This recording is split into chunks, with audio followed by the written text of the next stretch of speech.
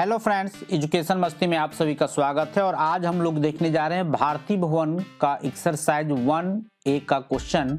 1A का कौन सा क्वेश्चन आज हम लोग देखने जा रहे हैं। 1, 2 का हम लोग सॉल्व कर चुके हैं, 3 को भी हम लोग सॉल्व कर चुके हैं। अगर आप लोग को इसका PDF या वीडियो देखना हो तो उसका लिंक मैं डिस्क्रिप्शन में दे दिया हूँ, आप वहाँ से देख सकते हैं। चलिए देखते हैं आज के लिए जो मेरा क्वेश्चन है, क्वेश्चन नंबर 4।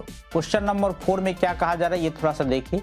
क्वेश्चन नंबर 4 में कहा जा रहा है कि दिखाएं कि एक धनात्मक विषम पूर्णांक 4q+1 या 4q+3 के रूप का होता है, जहां q एक पूर्णांक है। फिर कह रहा है कि फिर दिखाएं कि धनात्मक विषम पूर्णांक का वर्ग 8m+1 के रूप का होता है, जहां m एक पूर्णांक है। हम लोग क्या करते हैं, इसको प्रूफ करने के लिए सबसे पहले मान लेते हैं कि एक कोई धनात्मक पूर्णांक है। तो इस चीज को हम यहाँ पे लिख लेते हैं कि माना कि धनात्मक पूर्णांक या एक कोई धनात्मक पूर्णांक है, धनात्मक पूर्णांक है। इस चीज को हम यहाँ पे मान लिए हैं, ठीक है। ध्यान से देखिएगा, बहुत ही इंपॉर्टेंट क्वेश्चन है आपके लिए। और ये फिर कह रहा है कि हमको यूज क्या चीज करना है, तो यूक्लिड का भाग एल्गोरिथम जो है ये हमको यूज करना है। यानी यूक्लिड के भाग लेमा का अगर हम यूज करें तो यहाँ पर हमको क्या होगा, यहाँ पे एक चीज को हम लिख लेते हैं कि यूक्लिड के भाग लेमा से, यूक्लिड का भाग लेमा मेरा क्या कह रहा है कि a होना चाहिए मेरा BQ + R। R का मान डिपेंड करेगा मेरा 0 से लेकर के B तक। अब यहाँ पे हम लोग B कैसे पहचानेंगे, ये देखिए। B हमको यहाँ से पता चलेगा, यहाँ जो देख रहे हैं आप, यहाँ से हमको B का मान पता चलेगा। यहाँ जो आपको दे दिया 4q+1, ये जो 4 है ये यहाँ पे मेरा B का मान काम करेगा। यानी B का मान मेरा यहाँ पर कितना आ जाएगा, 4 आ जाएगा। ध्यान से देखिएगा, बहुत ही इंपॉर्टेंट क्वेश्चन है। अब यहाँ पर हम लोग B का मान कितना ले लेते हैं, तो B 4 लेने पर, अगर हम B का मान अगर 4 ले लेते हैं तो क्या हमको मिल जाएगा, यहाँ पे B 4 लेते हैं तो A हो जाएगा मेरा BQ यानी 4q + R, फिर कॉमा R मेरा डिपेंड करेगा 0 से लेकर के B का मान है मेरा 4। अब देखिए R का मान जो यहाँ पे हमको क्लियर कर रहा है कि 4 से छोटा लेना है और 0 के बराबर भी लेना है, तो 0, 1, 2 और 3 ले सकते हैं। इससे ज्यादा हम नहीं ले सकते हैं।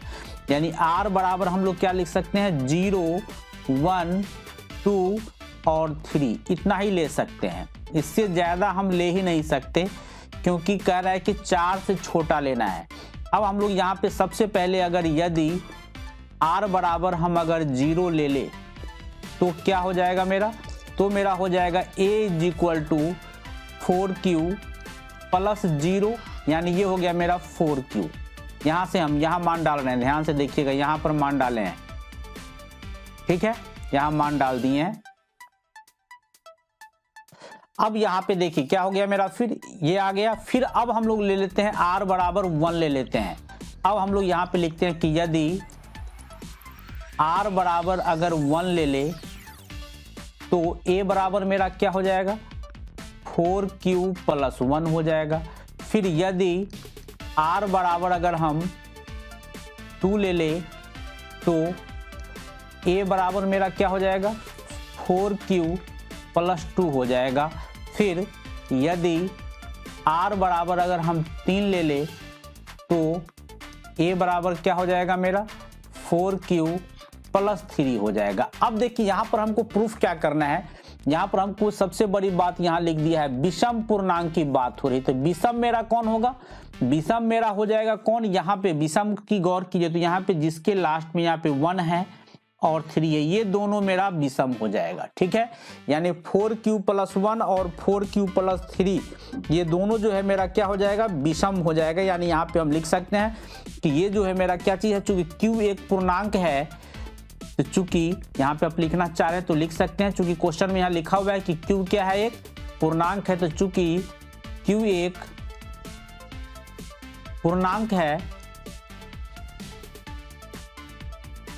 इसका मतलब है कि 4Q जो हो गया एक सम पूर्णांक हो जाएगा।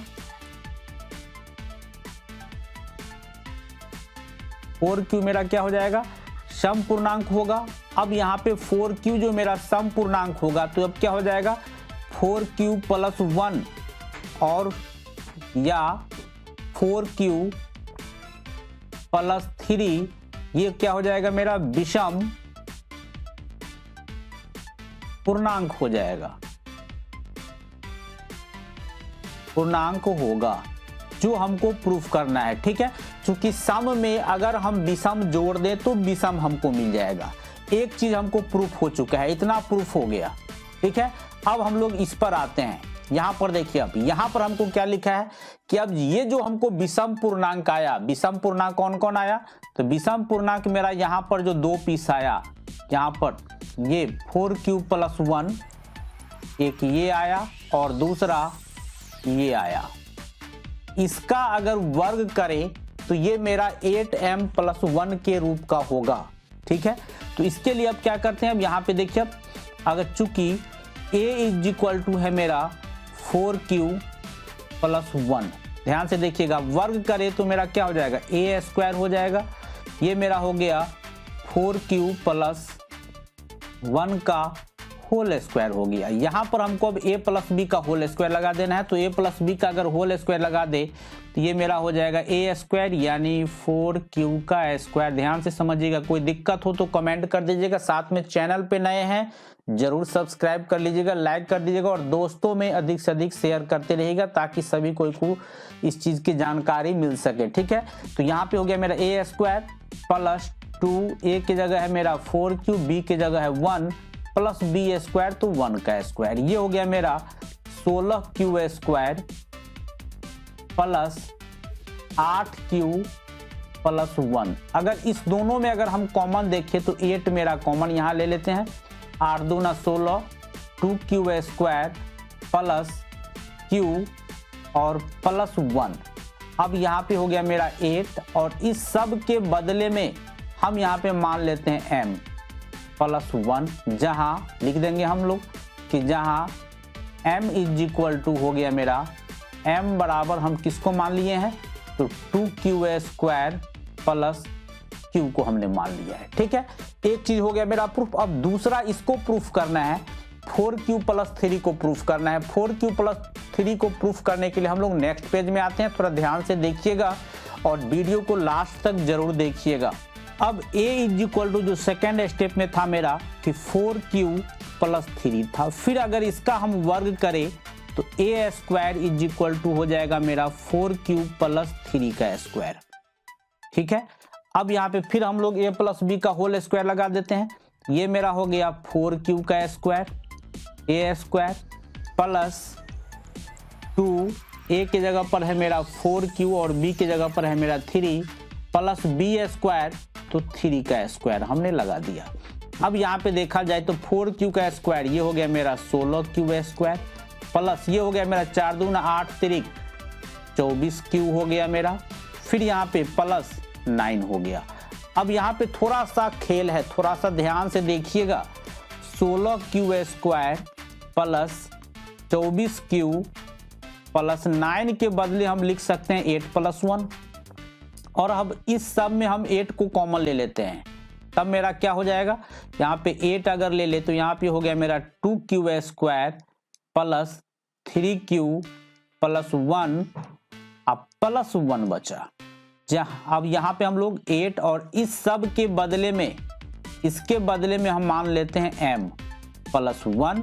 अब यहाँ पे लिख देते हैं हम लोग कि जहाँ हमने m किसको माना, m हमने माना 2Q square plus 3Q plus 1 को। इस तरह से मेरा ये क्वेश्चन सॉल्व हो चुका है। ठीक है, और फिर हम लोग नेक्स्ट वीडियो में इससे अगले क्वेश्चन को देखते हैं। फिर मिलते हैं हम आपसे नेक्स्ट वीडियो में। धन्यवाद।